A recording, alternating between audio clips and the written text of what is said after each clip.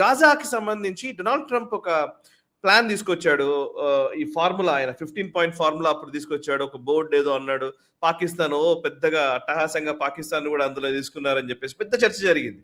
ఇవన్నిటి తర్వాత ఇవాళ కట్ చేస్తే ఇవాళ Israel Netanyahu Donald Trump plan ని పూర్తిగా ఆయన రిజెక్ట్ చేస్తున్నాడు, లిటరల్లీ మాట్లాడితే.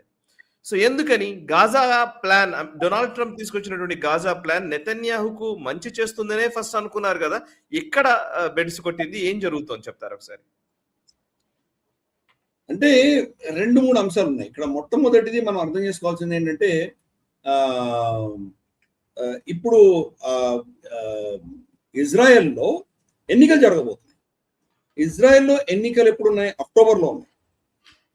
అక్టోబర్లో జరగబోయే ఎన్నికలకు అంటే ముందర బెంజమిన్ నెతన్యాహు సరెండర్ అయ్యాడు అన్నటువంటి పరిస్థితి వస్తే అపోజిషన్ ఊరుకోరు. అపోజిషన్ సరే వాళ్ళు చేసేది వాళ్ళు చేస్తారు. తన సొంత కోఎలిషన్ లోనే అల్ట్రా రైట్ వింగర్స్ ఉన్నారు, వాళ్ళు ఊరుకోవట్లేదు. కాబట్టి దీంట్లో కాంప్రమైజ్ అయ్యే సమస్య లేదు అని వాళ్ళు పుష్ చేస్తున్నారు. కాబట్టి బెంజమిన్ నెతన్యాహుకి స్పేస్ లేదు. ఈరోజు డొనాల్డ్ ట్రంప్ చెప్పిన ఈ స్కీమ్ని ఒప్పుకోవడానికి స్పేసే లేదు. అందుకని మనం అప్పుడు అబ్జర్వ్ చేస్తుంటే గల్ఫ్ దేశాలు, ఇతరత్ర అన్ని దేశాల అధినేతలు వచ్చి అక్కడ సంతకం పెట్టారు. ఇక్కడ మనం డొనాల్డ్ ట్రంప్ పెద్ద మీటింగ్ పెట్టి అప్పుడు బోర్డ్ ఆఫ్ పీస్ అని పెట్టి అన్ని తనే దానికి చైర్మన్ గా ఉండబోతున్నానని చెప్పి ఇవన్నీ చేసే డ్రామా చేసినప్పుడు యూరోపియన్ నేతలు కావచ్చు, మనకు గల్ఫ్ నేతలు కావచ్చు, వీళ్ళందరూ వచ్చారు. బెంజమిన్ నెతన్యాహు రాలేదు. సో కీలకంగా మనం అర్థం చేసుకోవాలి. కాబట్టి అలాగే పాలస్తీనియన్ అథారిటీ వాళ్ళు కూడా రాలేదు. ఇద్దరు ఎవరు కొట్టుకుంటున్నారో వాళ్ళు లేకుండా మీరు సంతకం పెట్టుకుంటే దానికి ఏమైనా అర్థం ఉందా? అప్పుడే మనం అన్నాం, దీనికి ఏం విలువ లేదని అప్పుడే చెప్పాను. కాబట్టి బెంజమిన్ నెతన్యాహు మీద ఈ ఒత్తిడి. రెండు అన్నిటికంటే కీలకమైంది అంటే, సరే బెంజమిన్ నెతన్యాహు సరే రేపు వచ్చేటువంటి ప్రైమ్ మినిస్టర్ బెంజమిన్ నెతన్యాహు కాకుండా ఎవరు వచ్చినా కానీ కూడా ఇజ్రాయెల్ ఆలోచన ఏంటంటే శాంతికి ఒప్పుకోరు. మనం చూస్తే గత 5-6 ఏళ్లుగా శాంతి చర్చలు అయిపోయినాయి, సంతకాలు పెట్టుకుంటున్నారు అన్నటువంటి పరిస్థితుల్లో ఏదో వెనక్కి వెళ్ళిపోతారు.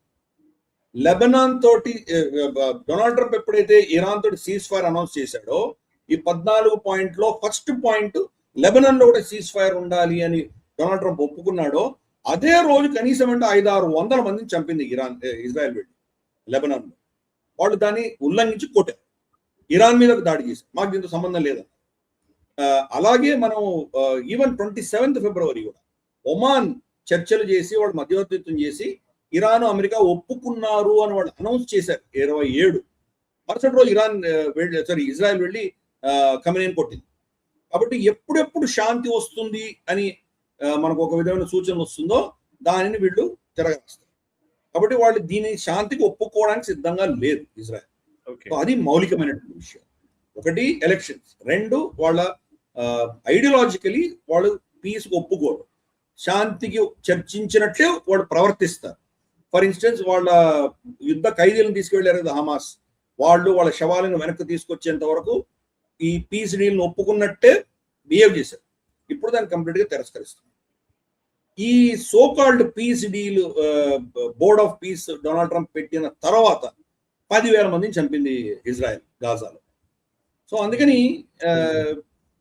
వాళ్ళు చాలా క్లియర్, వాళ్ళ గ్రేటర్ ఇజ్రాయెల్ ప్రాజెక్ట్ లో ఇజ్రాయెల్ ని ఛాలెంజ్ చేసే శక్తి ఇక్కడ ఉండకూడదు అన్నటువంటి అంశంలో కావచ్చు, లేదా వాళ్ళ టెరిటరీస్ కి పక్కన ఉన్నటువంటి టెరిటరీస్ అన్నిటినీ కూడాను నిర్వీర్యం చేసి కొంత భాగం ఆక్రమించుకోవాలి అన్న దాంట్లోనూ వాళ్ళ అజెండాలో ఏం మార్పులు లేవు. ప్రాక్టికల్ గా అమెరికా చేసేదాన్ని ఏదో ఒప్పుకున్నట్టు కనిపిస్తారు కానీ వాళ్ళు ఒప్పుకోరు. ప్లస్ వాళ్ళు చెప్పింది చాలా సీరియస్ గా తీసుకోవాలి. ఇజ్రాయెల్ చెప్పింది, ఇజ్రాయెల్ ఇప్పుడు టర్కీని టార్గెట్ చేస్తున్నారు, టర్కీని టార్గెట్ గా వాళ్ళు మాట్లాడుతున్నారు.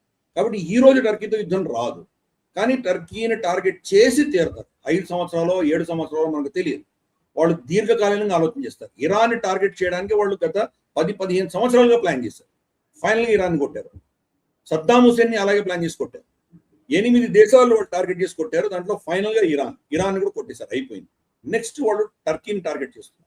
వాళ్ళ చుట్టుపక్కల కనీసం అంటే 500-1000 కిలోమీటర్ల దూరంలో ఇజ్రాయెల్ ని ఛాలెంజ్ చేసే శక్తి ఉండడానికి వీల్లేదు. స్పష్టంగా అర్థం చేసుకోవాలి. టర్కీ అయిపోయిన తర్వాత పాకిస్తాన్ మీద పడతారు. Let it be very clear. మన భారతదేశం పాకిస్తాన్ మధ్యలో ఉన్న వైరం వాళ్ళకి సంబంధం లేదు.